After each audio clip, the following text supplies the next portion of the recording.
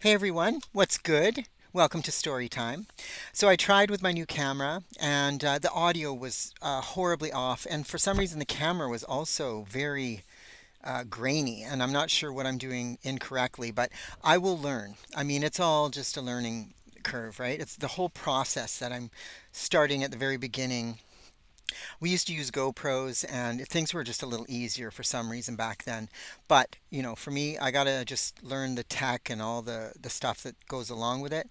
But for now, we're back to the old way.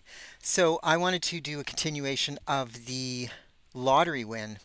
So we won the lottery and we had to go and collect the money, which was in a different city. And it was the weekend, so we had to wait for the Monday. So what we decided to do was go and hang out with some family, call everybody in the family, and they all were going to meet us at the next town over. It was pretty exciting because nobody teaches you what to do or, shows you kind of the rules when you win money. Like you're just handed this money. We literally, 22 years old, were just handed $1 million and thrown out into the wilderness. Like we had no, they didn't have a prior like education for people that won the lottery so they could sit you down and tell you what you might be able to. We didn't learn about money and stuff either in our families, really, not a lot. I know I didn't because we didn't have any. So we didn't really learn what to do with it. We didn't know how to save or what kind of bank accounts to use or what kind of, going into GICs and property and all that stuff. So we were literally uh, winging it. We were 100% winging it. And as soon as we went to the lottery corporation and like the reality of it sunk in when they handed us the giant check and it was official. It was like an official document with $1 million written on it with both of our names. And what was kind of interesting is that as we were getting ready to leave, they drove up with a Brinks truck, and the Brinks truck actually had, those big secure trucks with the cop, like the guys with the guns in the front. They had our check in that actual Brinks truck. So they had to drive with us to the bank. So we had to immediately pick a bank that we wanted to trust. Like, which bank do you trust, right? We drove over, no idea what kind of account to put $1 million into. So you just basically say, here, take our money. We don't know what to do at this point, but to just put it somewhere safe. Because what are you going to do? Just carry around $1 million in a briefcase? I mean, knowing what I know now, I would have definitely put the $1 million in a briefcase and put it in my house somewhere in a big safe. But, live and learn, right? So from that point on, we had $1 million in the bank. And so myself, I was so excited that I think within about 2 weeks, I was down at the Dodge dealership buying myself a brand new out of the showroom Dodge Stealth. And that was the most exciting thing I've ever bought in my life. I mean, a fast car. I think everybody needs to drive a fast car for a while. Unfortunately, I was a bit greedy. I never let anybody touch my car.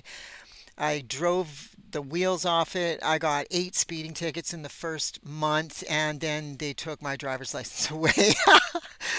So we also we decided that we were going to go on a trip. So we went to New Zealand for 5 weeks. I mean, we spent so much money in the first couple of years of having the money, which I think you should do. I mean, if you're gonna, if money is just, it's a, it comes and goes. We're just a vessel for money. Just let it come and go. And I don't know that Jim was into that, spending so much, but I sure was. And I'm not ashamed to say that winning that lottery, it was kind of like it was free money anyway. Might as well just use it. So I opened up a business. It took a long time for Jim to decide to buy his first vehicle, and that's fine. You can take as much time as you want, but I was just starting to blow it. I was like, let's open a business, and I just I realize now that, a lot of things I could have done differently, but I didn't. And I mean, the experience. I opened a really beautiful ceramics company, and it was only open for about 4 or 5 years before the company kind of went down, and we went down with it. The ship, everything sunk. But it was so much fun. We were in charge of pretty much when we were going to college. We took care of lunches and the Friday nights. Everybody knew we had won a lot of money, so we were pretty giving between the two of. We gave a lot of money to our families, which I don't regret at all. I love the fact that we were able to just walk up and hand somebody, 50K. Here you go. Have some fun. And when you're coming from nothing, that's could you imagine someone walking up to you and giving you 50,000 or 20,000 or $10,000? You'd be in your glory. So, I mean, it took about 8 years to spend it all. And we did have a lot of things that we did so poorly, like buying properties and not investing correctly. But like I said, nobody teaches you that stuff. We weren't taught that in school. I mean, I think I was taught family management, some math 101. We weren't really taught what to do if we had $1 million land on our lap. But I highly recommend that you sit on it. Sit on it for a year. Don't give any money away until the interest in 1 year has accrued, and then start sharing your interest. That's the one thing I did learn from this. Um, Anyway, I hope you guys enjoyed that story. There's going to be more stories. I'm really sorry about the camera work, but we're at 6 minutes now, and that's all I'm going to do. I'm not going to bore you guys to death. So have a fantastic day. God bless you, and like, subscribe, share, comment, blah blah blah blah blah. Take care. Bye.